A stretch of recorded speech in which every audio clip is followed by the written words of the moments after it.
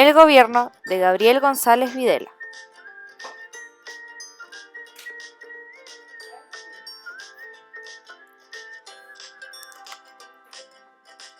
El Partido Radical fue creado en 1863 por miembros del ala extrema del Partido Liberal y fundado oficialmente como partido en 1888, a través de la unión de la Alianza Liberal, el Frente Popular, Alianza Democrática, Concertación Nacional, Frente Democrático de Chile, Unidad Popular, Acuerdo Nacional Democrático y Concentración de los Partidos por la Democracia.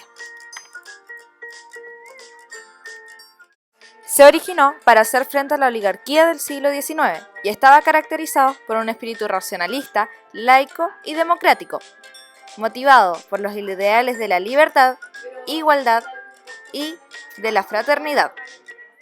Los gobiernos radicales en Chile fueron los del presidente Pedro Aguirre Cerda, Juan Antonio Ríos y Gabriel González Videla.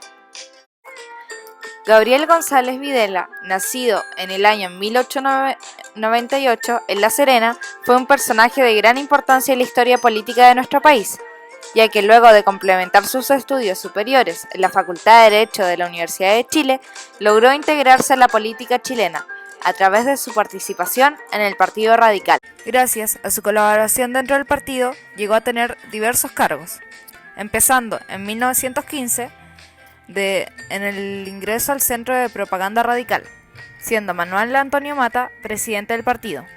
Luego, en 1923, inició como masón dentro de la logia Luz y Esperanza. Posterior a esto, en 1930, fue elegido como diputado del Congreso Termal.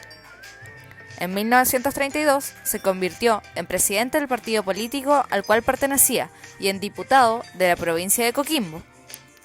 En 1933 y en 1937 nuevamente.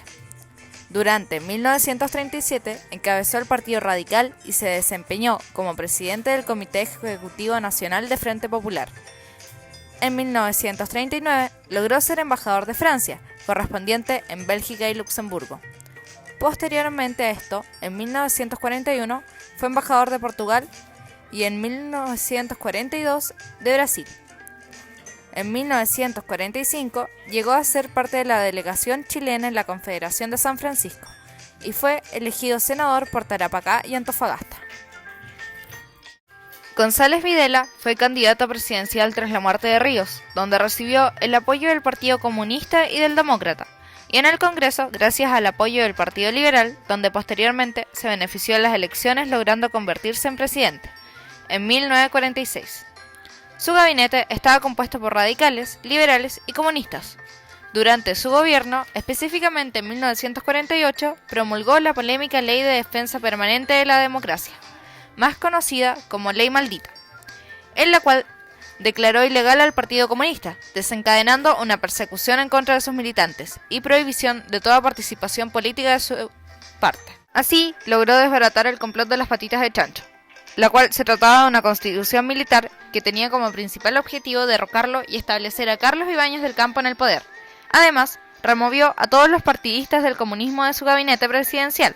Esta ley duró 10 años, siendo revocada en 1958. Socialmente, uno de los avances más reconocidos durante el gobierno de Videla fue la implementación del voto femenino en el año 1949, lo que significó un avance en la equidad de género. En las elecciones posteriores de 1952, las mujeres ocuparon el mayor porcentaje de participación electoral. Culturalmente, implementó el Plan Serena, en el cual se usó grandes sumas de dinero para remodelar arquitectónicamente su ciudad natal, convirtiéndola en uno de los principales puntos turísticos del país. Económicamente, durante su gobierno, se crearon distintas industrias en el desarrollo del país, tales como la Refinería del Petróleo de Concón, que hoy es conocida como ENAP, Fundación Nacional de Cobre en Paipote, Industria Azucarera Nacional, IANSA, Siderúrgica de Huachipato, con las cuales se buscaba el crecimiento en el país en esta área. A pesar de los avances logrados y cambios realizados durante su gobierno, se desarrollaron problemas con la inflación, ya que su ministro de Hacienda no logró llevar un control al respecto. Sin poder contener este problema que se venía extendiendo de hace una década, la restrictiva política de gasto fiscal instaurada provocó el paro de los empleados de servicio público. Debido a esta sensibilidad social, Videla no contó con la mayoría del Congreso, lo que debilitó su gobierno y lo llevó al fracaso, es decir, su derrota, en las elecciones presidenciales de 1952, en las cuales Carlos Ibáñez salió electo.